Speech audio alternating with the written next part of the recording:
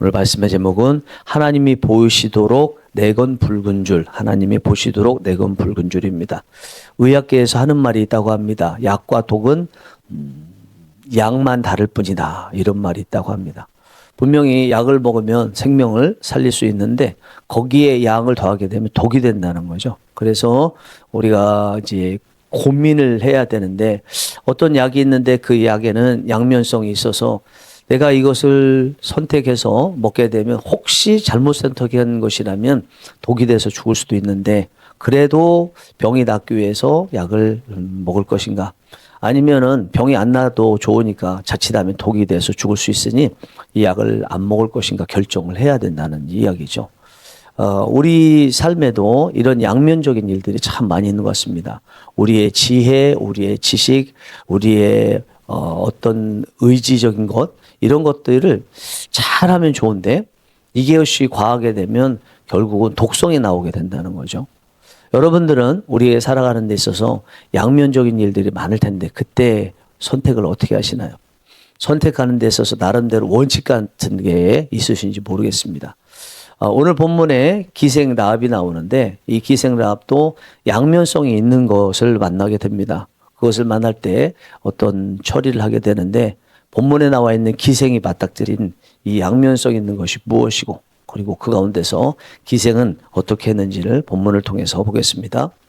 여호수아는 요단강을 건너게 되면 제일 먼저 맞닥뜨리게 되는 것이 여리고성이라는 것을 알았고, 여리고성은 말 그대로 철옹성이기 때문에 그것을 무너뜨리기 위해서는 정탐할 필요가 있다고 생각하고 정탐꾼 2명을 보냅니다.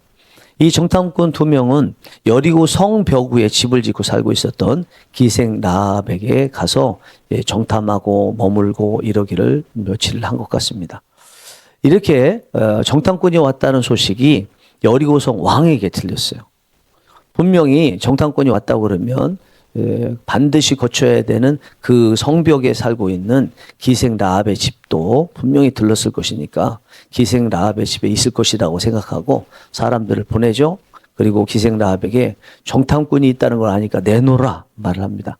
그러자 기생 라합은 이미 정탐꾼을 자기 집 지붕에다 숨겨둔 상태에서 그들에게 왔다 갔습니다. 온 건 맞는데 빨리 찾아가시면 분명히 그 사람들을 잡을 수 있을 것이니까 빨리 나가보십시오, 이렇게 이야기를 하죠. 그러니까 그들은 2 정탐꾼을 잡기 위해서 성벽을 빠져나갑니다. 그리고 기생 라합은 지붕 위로 올라가서 2명의 정탐꾼을 만나서 이야기를 합니다.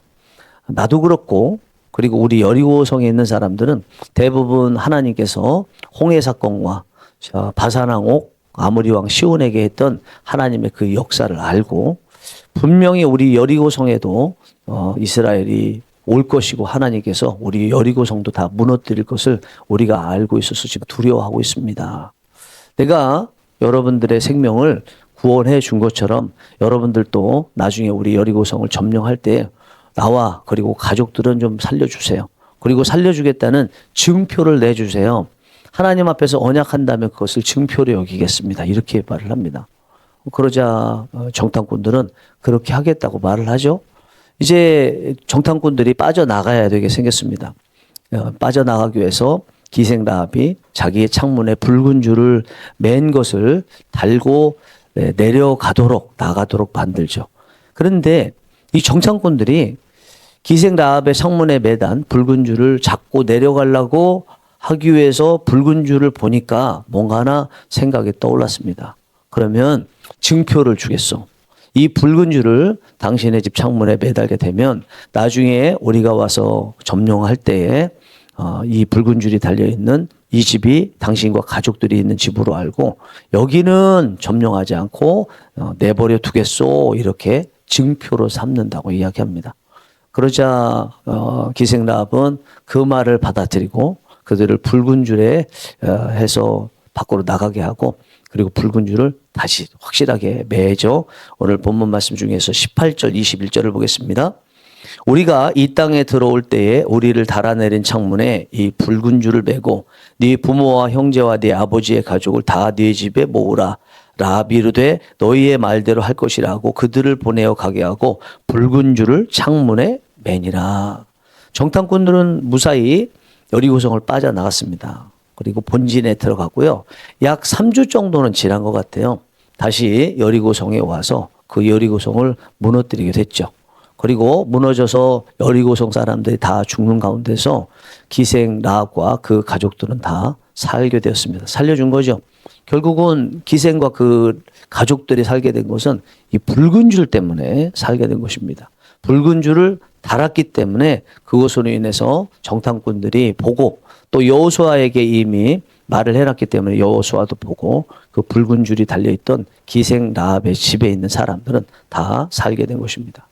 하나님께서 기도하는 데 느껴지는 것은 우리가 이 붉은 줄을 달기를 원하신다 하는 것이 느껴집니다.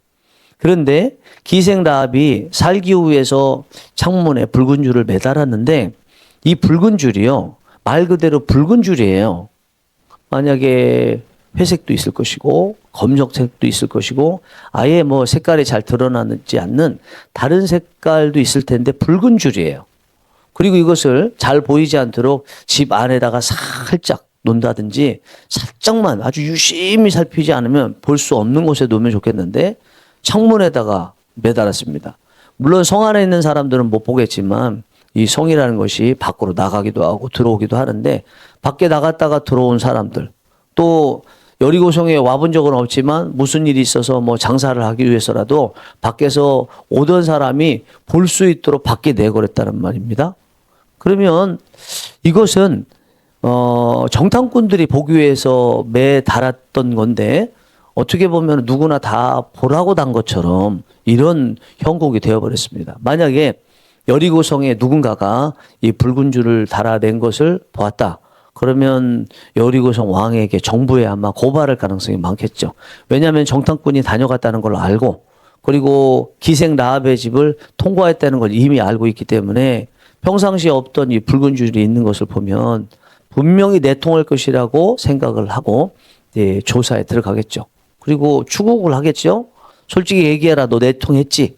그러나 기생 라합은 안 했다고 얘기하겠죠. 그때부터 고문이 들어갈 것이라고 생각합니다. 결국은 고문을 받다가 자칫하면 죽을 수도 있는 거죠. 나중에 여리고성이 무너질 때는 안 죽지만 그 전에 고문이라든지 다른 어려운 것들에 의해서 죽을 가능성이 있는 게 지금 기생 라합이 내건 창문에 내건 붉은 줄인 것입니다. 이 붉은 줄로 인해서 이렇게 어려움을 당할 수 있게 된 것입니다. 라합은 붉은 줄을 달면 발각될 위험을 누구보다 잘 알았을 것이에요. 그렇지만 사람보다 하나님께서 보시도록 하기 위해서 붉은 줄을 걸었던 것입니다. 여러분, 이 붉은 줄이 무엇일 수 있을까요? 붉은 줄은 라합의 믿음이 하나님께 보이는 방식이라고 볼 수 있을 것입니다. 그러면 우리 삶에 있어서 대표적으로 뜻할 수 있는 붉은 줄이라면 저는 십자가라고 생각합니다. 오늘 본문에 나와 있는 기생 라합의 이 줄이 붉은 줄이고 높이 달린 것처럼 이 여리고성 성벽 그리고 기생 라합의 집에 창문에 달려있다는 것은 오늘날의 십자가가 높이 달려있는 것과 같다. 이렇게 느껴집니다. 십자가를 보면 우리 믿음을 가진 사람들은 다시 한번 우리의 신앙을 돌아보기도 하죠. 내가 정말 십자가의 그 은혜를 느끼며 감사하며 살고 있는가. 이것을 우리가 돌아보잖아요. 그런데 불신자들은 비행기 타고 오면서 십자가를 바라보면 하는 얘기가 뭐 이렇게 십자가가 많아? 이렇게 얘기하고 만약에 태풍이라도 불어서 십자가 있었던 첨탑이 무너지게 떨어지게 되면 기독교인들을 특달같이 달려와서 욕하게 되는 게 십자가에 대한 사람들의 마음입니다. 하나님은 이런 가운데서도 우리가 십자가를 높이 달기를 원하십니다. 이 십자가라는 것은 실제 십자가라기보다는 마음의 십자가죠. 내가 기독교인입니다. 이것을 제대로 드러내기를 원하신다라는 느낌이 듭니다. 물론 이제 때로는 십자가를 진짜 십자가를 사람들이 보이도록 볼 수 있도록 드러내기를 원하시기도 하고 그 무엇보다도 마음 가운데서 우리가 하나님의 자녀라는 것을 분명히 새기고 또 나타내기를 원하시는 것 같습니다. 지금 나이지리아에 엄청난 기독교인들이 학살을 당하고 있는데 그 학살하고 있는 사람들은 무슬림 중에서 보코하람이라는 단체입니다. 2009년 그러니까 지금부터 16년 전부터 10만 명 이상이 이 무슬림 보코하람에 의해서 학살을 당했습니다. 그리고 18,000개의 교회가 불타고 훼손됐습니다. 엄청난 학살을 당하고 있는 이것이 이제서야 미국에까지 알려지고 또 트럼프 대통령까지 알려져서 10월 31일에 트럼프 대통령이 한 가지를 지정을 했는데, 종교적으로 나이지리아는 특별 우려국이다, 우려스럽다, 이렇게 지정을 했습니다. 그러면서 트럼프 대통령이 이렇게 말했습니다.